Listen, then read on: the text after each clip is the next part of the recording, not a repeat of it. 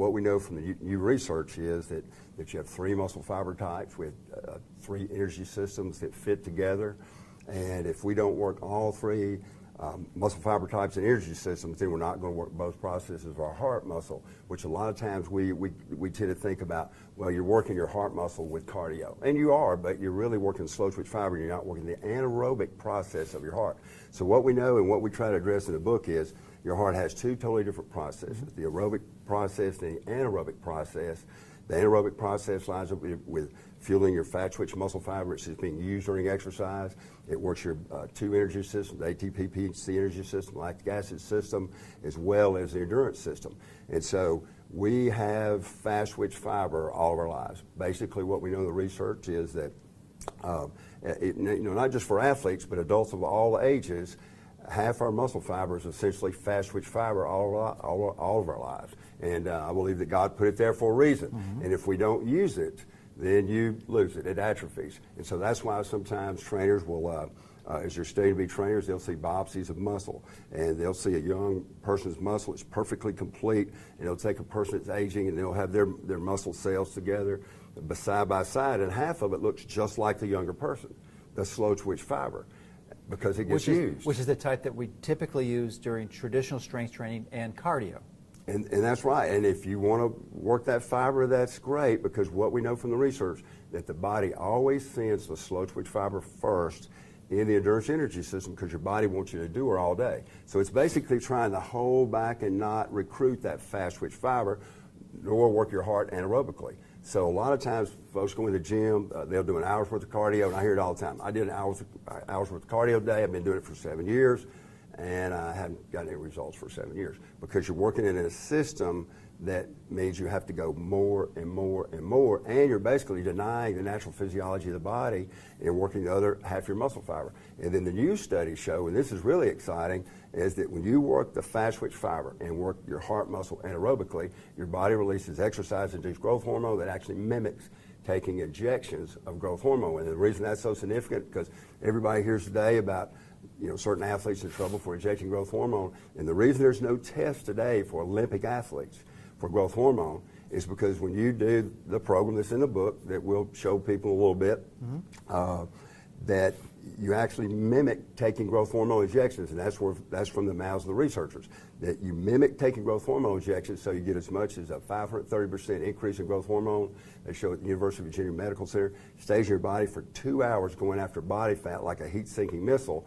And it's so powerful that if you were to do the Sprint 8 today, do the program today, and they monitor your blood, it will look like you injected growth hormone illegally. And that's why there's no chance for Olympic athletes today.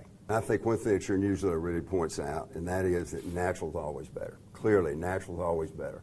And your body releases growth hormone naturally that actually mimics taking growth hormone injections when you do this form of exercise, but not with long, slow, spend a lot of time type of exercise. The short, quick burst, anaerobic type of exercise for short periods of time. So, the Sprint protocol program is simply 20 minutes, 3 times a week, and it's done.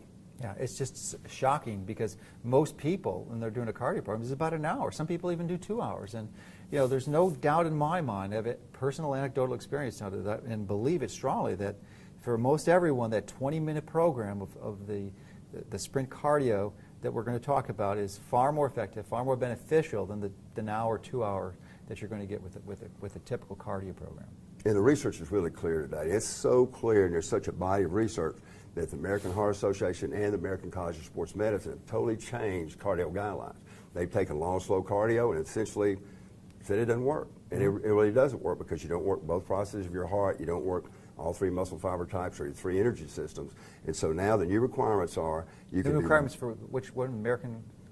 American Heart Association and American College of Sports Medicine. Okay, great. Where my certification is. 2 major mainstream, and they really set the cardio standards for the world that other organizations will be adopting over the years. And we'll see, usually we see that. Whatever those 2 organizations do, everybody else follows the rest of the world.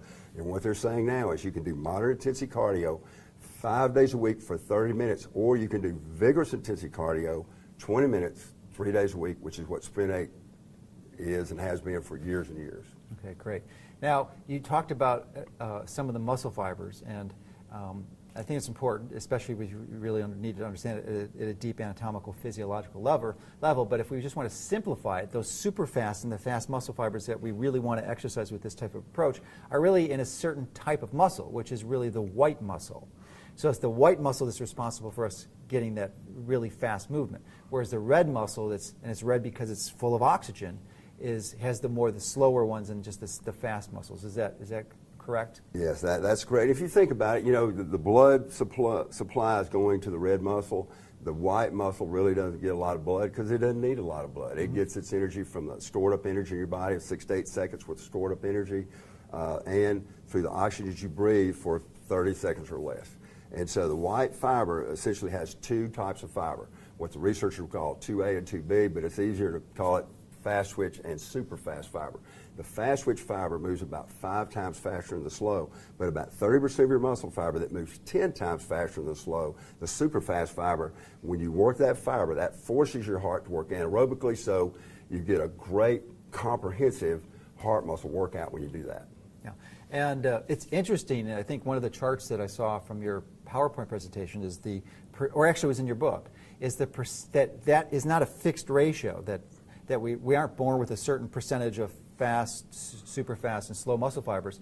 We're born with a number, but that number is completely modifiable based on our exercise and activity, and you can totally shift this. And I forget the specifics, but like the examples you had in a chart in your book was that the marathoners had like 5% super fast muscle fibers, whereas someone who's trained anaerobically could have up to 40%, 800% more super fast muscle fibers, just based on their ability to exercise it. Because, like you said earlier, if you don't use it, you're going to lose it.